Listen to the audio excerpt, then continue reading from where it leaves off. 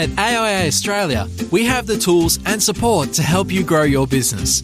Available 24/7, our Business Growth Hub offers an online suite of resources such as marketing tools and help to build out your health and wellbeing proposition.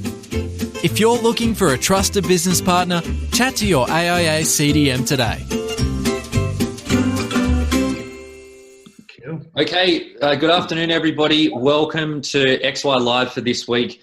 This week we've got someone very dear to the XY community, Dylan Martin from Feel So Good Wealth Management down in the Gong, or Wollongong as the out-of-towners call it. And today we're talking all about succession planning and how Dylan has effectively become his boss's succession plan, the journey, what it looked like, and some of the lessons learned along the way.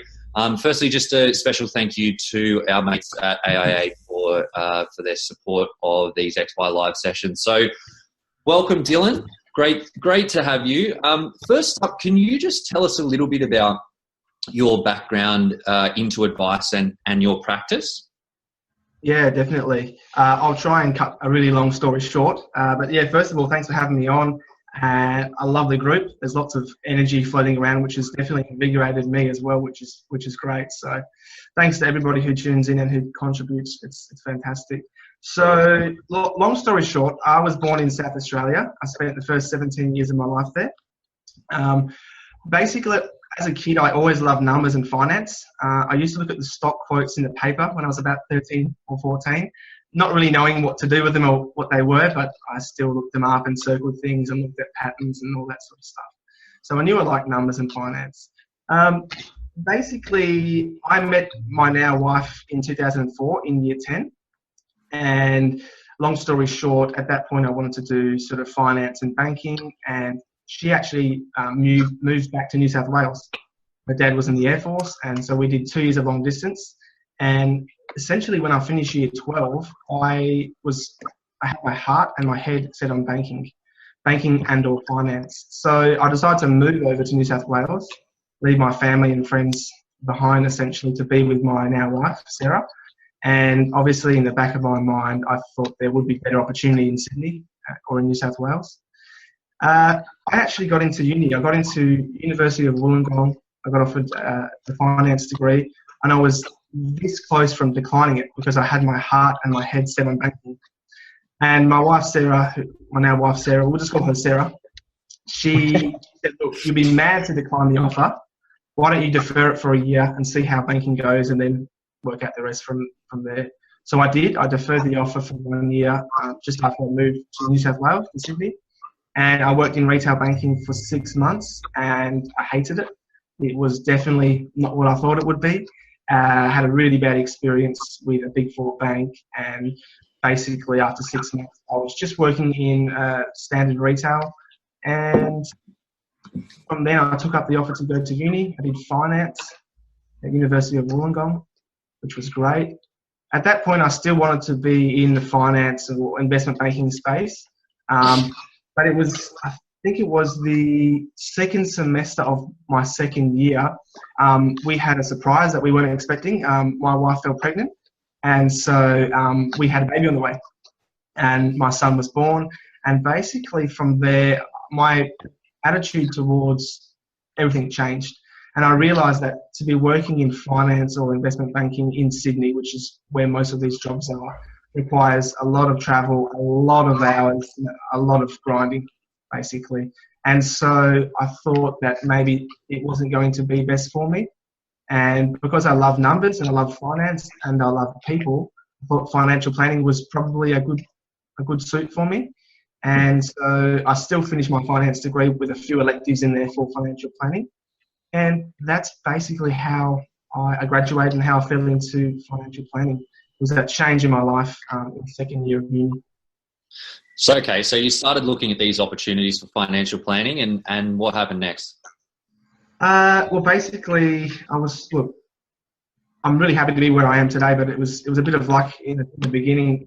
I was basically a couple of weeks off from finishing my final exams in November or October 2010. And I essentially just emailed every single financial advisor in Wollongong saying, this is who I am, this is what the situation is, this is what I'm trying to to achieve here. Do you have anything available for me? And that was on a Saturday, and I got an email back from Andre, who's my business partner now. He said, yeah, we're looking for somebody. Do you want to come in for an interview? And really that was it. I came in for 2 interviews and I started working December 8, 2010. Okay, awesome. And can you tell us a bit about what your business looked like back then and what it looks like now?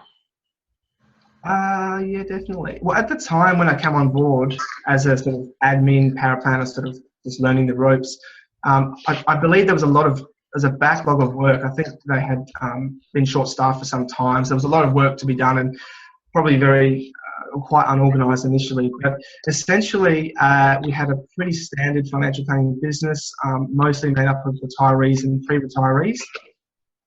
I don't know what the average age was back then, but I dare say it was probably around 55 or so. The one thing I did notice was there was very little insurance clients or risk business. So that was something that my business partner didn't enjoy or didn't really want to do too much of. And that's really the main difference to today versus back then. And there was probably a lack of younger clients as well. Okay, sure. So we'll talk a bit more about that. But can you tell us about how your journey went? So you mentioned that you came in as more of the admin, back office support type role, and obviously now you're in partnership with Andre. What were the steps in between and the conversations that happened along the way? Yeah, okay. Well, first of all, I think anyone who's starting out, I was fresh out of uni, so I really had no idea. Anyone that's starting out, I think starting in the engine room is a great way to go. Doing the plans, meeting with clients, doing the admin, just getting dirty in the engine room, because you really understand how a business works or the business works, and then you build up from there. So that was a really good first step. In the first meeting, I actually didn't mention this, in the very first interview that we had, which went really well, he actually mentioned that he was potentially looking for somebody to come in and over time replace him, essentially. Be a succession plan, use whatever other words you want to use, but that was essentially what he said. And to be truthful, I didn't think much of it. I didn't think anything of it. I sort of just nodded and smiled like, okay, yeah, I didn't give it too much thought, to be honest. I didn't think it was going to be for me. I just thought, well, that's an option one day, but that's not on my mind. So that started to evolve over time. I started to become really hungry for more challenges and basically more of anything and everything I could take on. And I really thrived on the responsibility, and so started to treat it as if it was my own business, really being accountable and treating clients with the most highest level of respect and experience. I just said one day, look, let's have that conversation again that we had all those years ago. I think it would be good to talk about it again, and it's just snowballed from there. Okay, so you're working in the engine room, so to speak, and then you ended up having these conversations with Andre. Where were you at that stage? Like, how long had you been in the business for? Had you transitioned into already then doing more of the advice type work at that point? And what did that look like? Yeah, it's a good point. I missed a step there. So I started in December 2010. I was looking at my notes here. I became an authorised rep in April 2012. And so from there, I really started to sit with a couple of smaller end clients on my own. But to be truthful with you, the best thing we ever did, and I'll encourage this for anyone who's was in my previous position, I actually sat in just about every single client meeting from the start. So review meetings or record of advice meetings, annual review meetings, SOA presentation meetings, first meetings, I sat in just about every single client meeting. So by the time I had my AR and I could start seeing clients on my own, and then as that evolved, clients knew me and they were comfortable with me, and there was a really good level of trust there. And that was one of the main things he said was, let's make sure our clients fall in love with the firm, not an individual advisor or person, because if obviously one person goes away in anyone's business, that they may follow or they may not have a very close connection with the firm. Yeah. So really the conversation about equity and the bigger picture stuff probably started to get a bit more serious once I'd got the AR, where it started to find my feet a little bit. That's probably when it started. And that was April 2012, and I purchased into the firm July 2013, so it was pretty quick. Yeah. That's a massively quick turnaround. As someone that's gone through a failed like partnership event and spoken to a number of other people that have, I think that's probably one for the record books, I would say. Your business partner. There's a bit of luck there as well. I mean, you can't help but to think that, I just was in the right place at the right time, but it's been working good. So I'm really blessed, yeah. Yeah, cool. Okay. And then, so how did you approach those discussions? Because Andre is obviously keen and evidenced in the fact that he's made it all happen so quickly. But, what would the discussions look like? Were there any points that you had to negotiate around? Was there any, key sort of issues that you had to work through or that came up through that process? To be truthful with you, it was such a long time ago. I really wish I could offer some high-level detail or insight.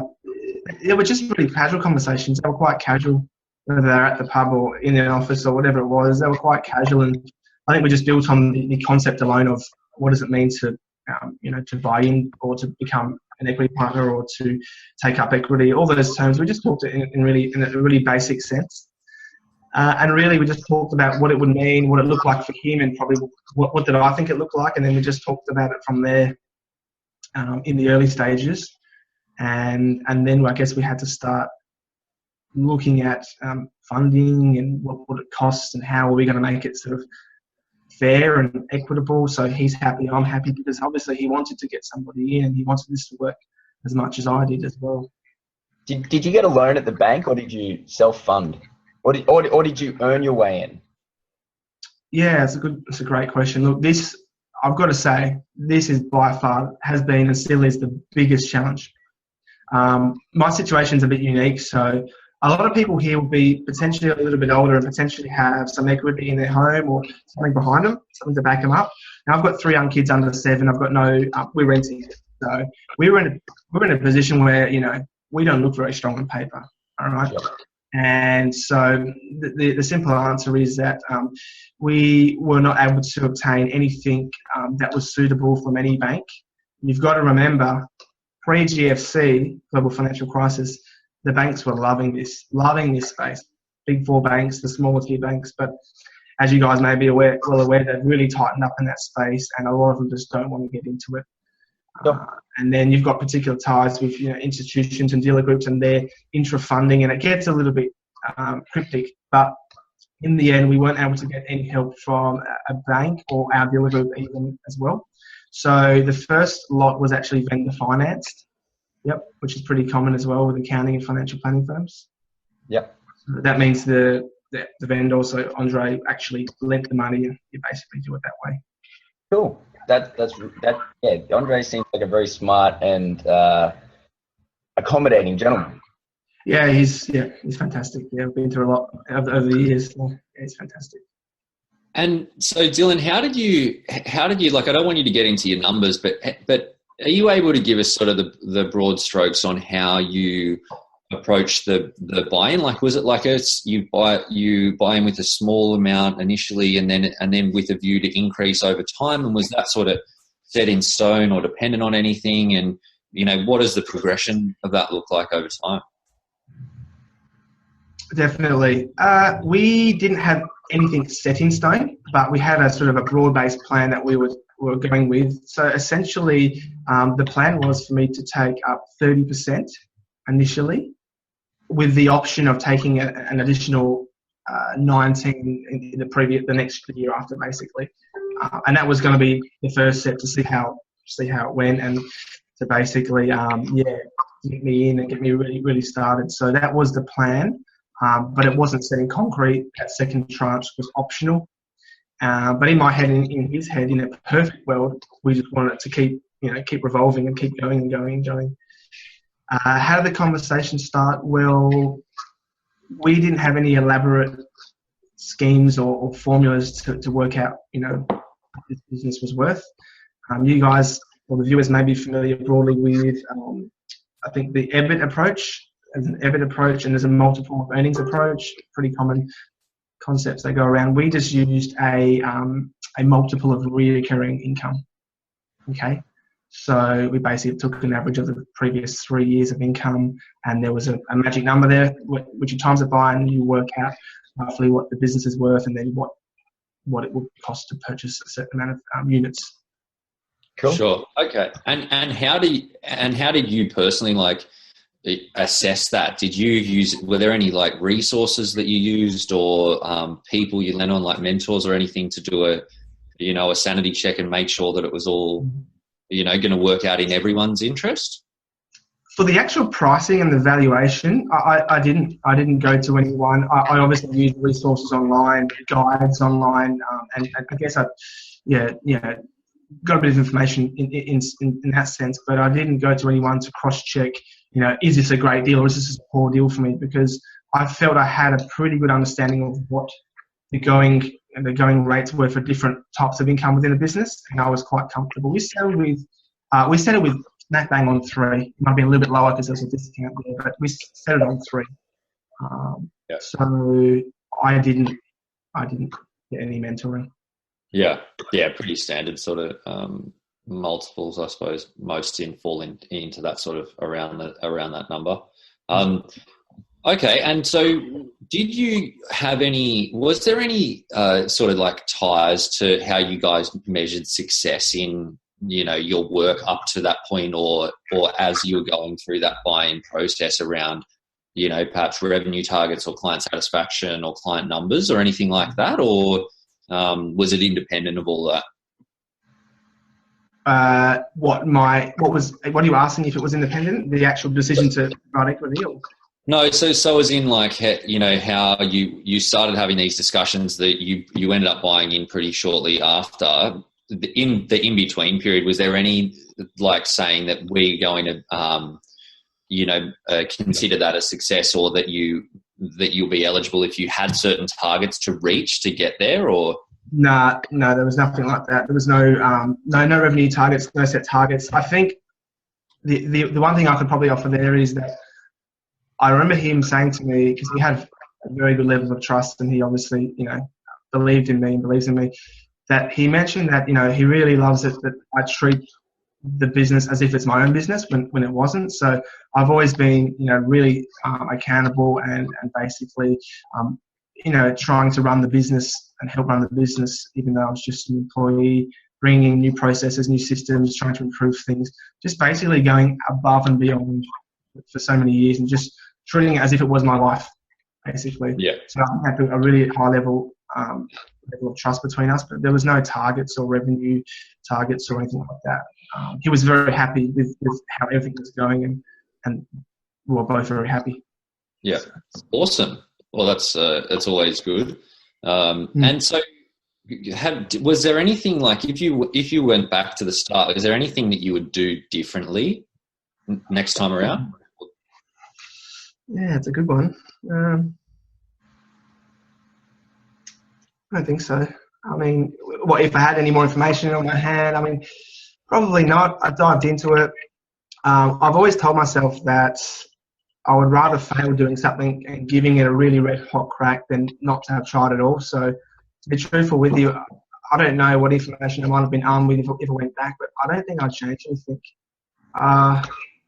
What about though, in terms of the actual process and to make it happen, more easily or smoother? That sort of from a mechanics perspective as well as from a higher level. I think our process was relatively straightforward. We drew up contracts and we had a look at it together, and we got someone to look at it independently as well. And I think that's going to be individual for every firm, because we're a small firm. There's me, and there's Andre, who's I guess on sabbatical. He doesn't really give it any advice any longer. And you've got one full-time and a part-time, whereas in a much bigger firm with, 3 partners and 3 senior advisors and junior advisors, you've got a whole different makeup of structures and people's individual trusts and the way that the company's, put together.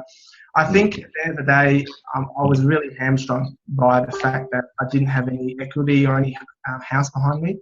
And I had done things in reverse order, like, kids first, buy a house much later on. No plants, no pets, just the kids. So I did things a little bit differently, and that's perfect. It worked out the way it did, but I was a bit hamstrung in terms of I couldn't really come in with too much power because I had very little funding ability. Yeah. But I just went for it. Did you each have your own lawyer, or did you use the same lawyer? I'm just reading a question that's come through as well. No, look, it wasn't just a handshake agreement at the pub. We've obviously, we worked through conversation over the years and built up a high level of trust. And basically, so we just had our contract that we drew up, a templated contract, which basically stated this is the terms in which you're buying the first tranche of units. This is the cost. Here's some other bits and pieces that we basically both agreed upon, and we just got a lawyer to look at it. One lawyer just to make sure that it was okay. Yep. And then I think I've got someone to look at it independently as well, because that's what we got a lawyer to look at it, and then he recommended that I looked at it independently, which I did, and it was all the actual contract was fine. Cool. Yeah. Okay, and then there's a follow-up question here from David, just asking about, like, saying that your initial agreement seems to be pretty casual, but do you now? Obviously you've got this contract which you're just talking about, but does that cover like documented exit times for Andre? Yeah, we've got it documented. I guess you could say maybe not casual, but we simplified it. We didn't make it too complicated because we both believed in what we were doing, and we both believed in the transition and the succession. There's no formal set in concrete exit plan for Andre, but we communicate about this exact question every 6 months or so to see where we're both at. We've both had different thoughts and changes over the years, so it's not documented, but I've got a fair idea of when Andre's looking to retire properly. Cool. Awesome. And so for people that are out there that might be, in a position that you were looking at being their boss's succession plan, what do you think are the most important things that you need to do or get right to ensure that process is a success? That's a good one. I've got a couple of points, but just want to make it really clear that every firm is going to be completely different, and the relationship with your boss or your senior advisor or equity partner is going to be completely different. It almost sounds like, this is too good to be true, and it's a really casual ride through, but that's the way that we work. We constantly talk to each other and see where we're at, and we're honest with each other. So it really works for us, where a more contracted, formal, concrete agreement might work better for a different firm with different personalities. So let's make that clear. Look, I've always been a big believer in under-promising and over-delivering. And if you're in a firm that has potential equity opportunity available to you and you want it and you're hungry for it, just going above and beyond, being proactive and actually treating the business like it's your business, even though it's not. You just, you're down the chain somewhere. Treat it like it's your own business. Yeah. Okay. Care for your clients and your income and your staff like it's your own business, and that will get noticed because, that they're going to notice that you're hungry for it and that you're actually really, really genuinely hungry to run and look after the business. Not sure if that offers much, but that was my approach. Sure. And so what about, because it sounds like this has all happened pretty smoothly from you by the sounds, but, what, I suppose for people that want to ensure that their philosophies are consistent between, if they're going to be their boss's succession plan, because I know we've chatted off air and we'll talk about this in a sec, but about Andre being very open to you, having a very big say in, the approach that you take and how you want to do things and making changes in the business and those sorts of things. Was there a discussion that you guys had around that? And if so, what are the learnings for others in that area? Yeah. I was going to say something, but I actually lost what I was going to say. So to answer your question, look, this is the thing. Andre's been on sabbatical, which essentially means he's been spending a bit of time overseas and a bit of time back in Australia for the last 3 or so years. And essentially, as long as I've kept him up to date and we've, kept talking about the bigger picture stuff, he wants me to and has given me the green light to just basically to run everything, to make changes where needed, and run the bigger picture items past him. This is going to be different for another firm, because if you've got a couple of equity partners or senior partners and they bring in a junior partner and they're all working on the business every day, providing advice, whether it's accounting, mortgage broking or financial planning, that's going to be different altogether. But because Andre had a period where he was sort of back and forth doing different things overseas and out of the office, that's how it's worked for us. Okay, it doesn't mean it will work like that for anyone or everyone, but that's how it's worked for us. And I love that because I love the responsibility. And yeah, absolutely. So did you guys have that chat beforehand, like before you agreed to go down the equity path? No, but at the time of when it was all happening and he was shortly going to go overseas for a 3 or 4 month stint, we would essentially agree, hey, look, so just so I know, I'll run things like normal, okay, and keep you up to date with the bigger picture stuff. And he said, that sounds good. Let's keep up to date. And as time went by, and even today, there's probably less and less that he requires to hear or to see from us, because he knows that me and the staff who have a great deal of passion for our clients are doing a great job of running the show and implementing little changes here and there. And he's got trust that we're doing the right thing. So there's never any need for any constant approval or tick off from somebody else. Okay, awesome. And so how do you guys work? Because I know that you've been implementing a few changes in your business and, trying to focus more on younger clients since joining and streamlining things within the business as well. How have you approached that, given not so much in the discussions with Andre necessarily, but given that it's an older business and, there are these number of areas that you're working on, how do you come up with your strategy and how do you approach making those changes in an established business like yours? Good question. I've got an answer for you, but just before I do, just something you said previously about it's been a relatively smooth run so far. It certainly sounds like that, and it has been going well, but there's definitely a struggle there because, I've given up and sacrificed a lot to put everything into this, give them ownership, really had to budget and live tight for pretty much since I finished university, so I'm not living on a yacht somewhere in luxury and enjoying all this money coming in, because whatever's coming in is going straight back onto my debts. So it's like a merry-go-round. So there's definitely a lot of sacrifice there. But I'm happy with where I am. To answer that question, look, really it's the acknowledgement that older clients get older. They leave, they die. Sadly, I've had a number of clients pass away. And that's not a safe and secure revenue stream. So it's an acknowledgement between all 4 of us that we need to future-proof the business, and that means for our 61, 62-year-old clients, we need to help their kids, okay? We need to get their kids in to help them. We need to start getting more clients in that we're going to see another whole cycle through. So really that's the motivation, is knowing that older clients get older, balances diminish, and their complexities diminish, and some of them get sick and pass away. So we basically have made lots of tiny little changes in the last probably 2 to 3 years, just to change tweak something here, or change a wording here, or change a branding here, and we obviously refreshed our branding, and now we have a unique offering for 30s, 40s, and families, which has only been done recently. Yeah. And so Andre was clearly pretty open to that when you went through it. Yes, it's not to say we're not taking on, we're not taking on older clients or retirees. I mean, pre-retirees would be fantastic still, but we really want to make it clear to all our clients, especially our retiree clients, that we haven't communicated very well previously, but we can help your kids, and it's not just with managing their super. No.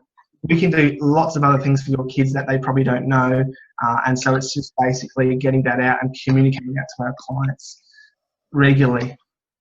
Yeah. And so we look at intergenerational planning. So if we have 12 clients coming in for review in May, and I look at that list at who's coming in, and I know they've got young kids or kids in their 30s, they've got grandkids.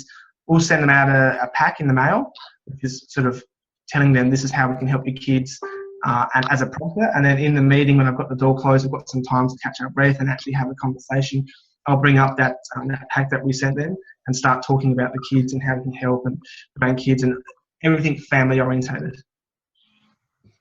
Awesome. And any challenges implementing that sort of different advice within the business where you hadn't previously focused on that? No, not really. I mean, not really. No, I mean, we use Xplan as our software provider, which we're not thrilled about. But often with templated SOA, makers and CRMs, you've got to add in things manually and change up the templates a little bit to make it suit to what you're doing. But no, not really. No. Awesome. Well, look, I suppose that's another rabbit hole that we could keep going with all day. I've got another question here from Joe, who's watching on Facebook, just asking about how long you're in advice for, and how you come to your valuations. But Joe, that was covered must have been just before you jumped on. So feel free to go back and watch the replay, which is going to be posted onto the YouTube channel post this session. Awesome. Well, that was all I had. It's been great to hear about your journey into the business, and I think succession is a very key area, as you say, with all clients getting older, a lot of advisors getting older as well. Clay, was there anything I missed? Yeah. So I just want to talk about the human piece for 2 seconds. So I think what's really interesting about this topic is that it's very hard to do.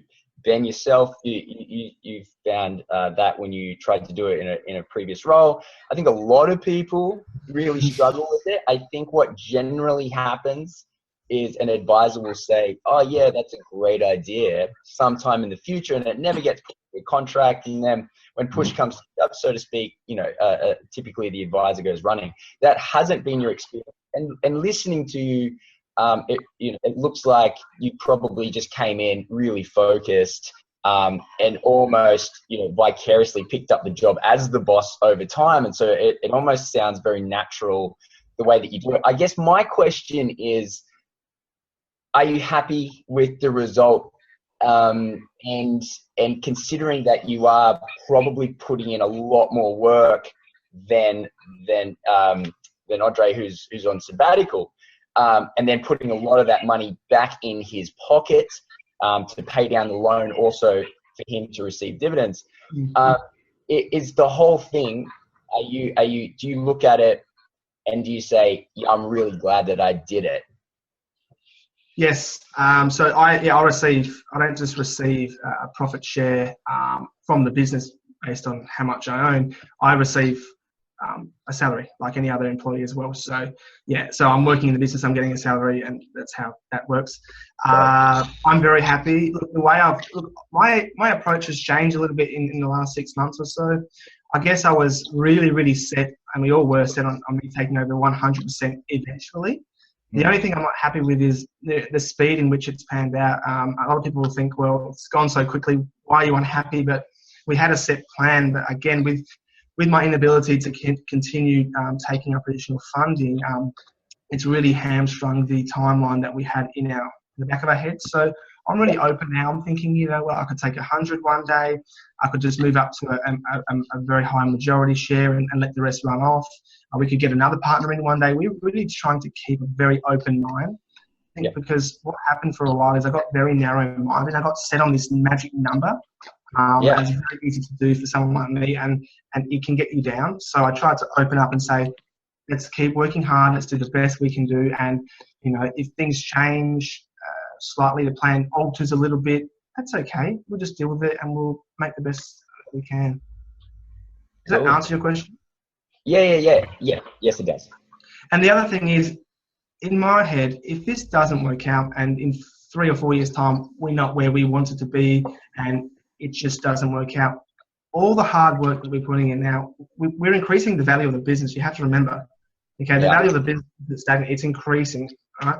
Your recurring revenue is increasing, and so there's always going to be the opportunity for someone like me to exit at one point in time if that was what was suitable. When was the last time you had a chat with Mac Bank, for example? Because I know that they do their business banking is directly with financial planning firms. And I did talk to those guys. Yeah. A couple of years ago, the problem was keeping it high level. The problem was because I had nothing to offer in terms of equity. That obviously would take a charge over the business and the units and the clients, but they wanted additional offerings from the other director, personal. So now that's changed. So now you do own a portion of the business. And this was even when I did own a portion.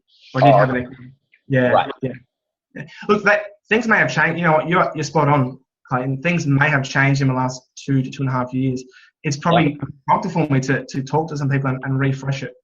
I think there'd probably be even someone who would be watching this who would probably be able to help you if you wanted it.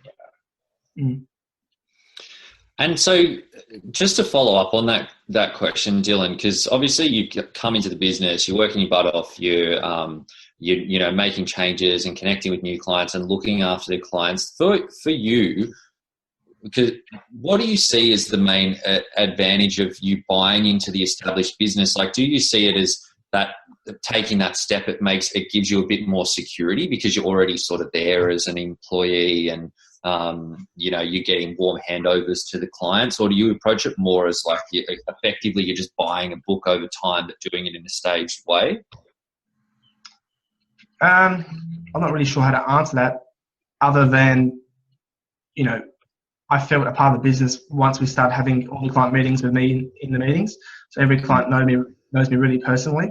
I don't really know how to answer that other than, I've worked really, really hard and I've sacrificed a lot to have the shed that I have now. I'm a 37% equity holder at the moment. And I haven't looked back. I mean, yeah. Well, it's very impressive. Go for it. Yeah, it's very impressive. I haven't seen or heard of someone pull it off as smoothly and as you have. So it's really good to hear someone's doing what we all sort of hear, is the ultimate pathway. So yeah, man, thank you for coming on and sharing your story because it's great to see someone do it.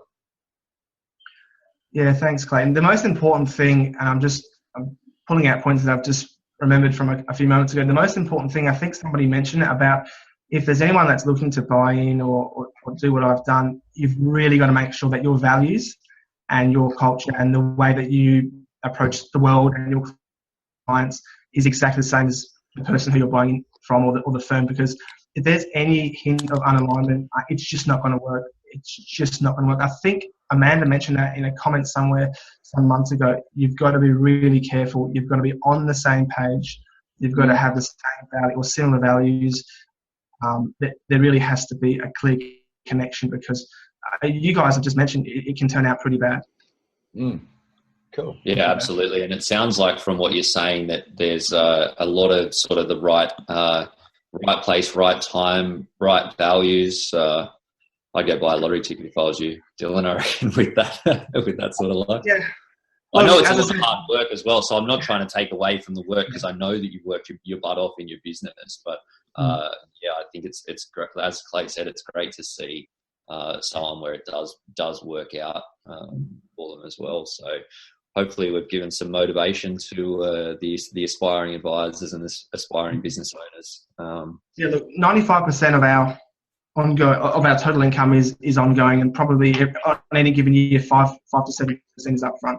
So that's fantastic, and we're just continually building on that. But the one thing that I'm really passionate about is giving insurance advice. I've got 3 young kids under 7, right, and a whole lot of debt on my shoulders. So I've got to say as well, it sounds funny, but the best thing for my career, hands down, was having kids. I'm not even kidding. Awesome, the best man. thing. And because I can have those conversations with clients of any age really, really easily and genuinely, whereas it was a skill set and something that Andre just either didn't do or wasn't interested in. So that's been another good the first couple of years, there was a massive uptake in that part of the business because it was never done. It was done very little. Yep. Yeah. Cool. So we've got some great tips there. Stick to your style with your negotiations or with your discussions. Under promise and over deliver. I think everyone can learn from that. Make sure you've got that real clear values alignment, and have kids in your 20s so that you can have great conversations with your clients. Yeah, right. I'm 30 in 2 years, so we'll see how we go. Nice. Awesome. Well, look, Dylan, thank you so much for joining us and sharing your story. It's been great. I hope you guys watching in have enjoyed it. Our very first Facebook live stream as well. So, awesome and great to have one of the loudest voices in the Facebook group for the first Facebook live stream. So, thank you again. Another thank you to our mates at AIA for supporting the XY live sessions. Next week we've got Chris McHardy. We'll shoot an email with a save the date, but going forward we're going to be streaming these live onto Facebook, and then the replays will be going up onto the YouTube channel as normal. So if you miss anything, and the podcast on your podcast radio station thing of preference, you can tell I'm a podcast pro when I say that, I am sure. So thank you everyone for joining. See you next week. Thanks, guys. Awesome. And thanks, Dylan. Thanks, mate. Yeah, thanks, guys. Love the group. Love the energy. Keep it up. Cheers, mate. Cheers, team. Bye.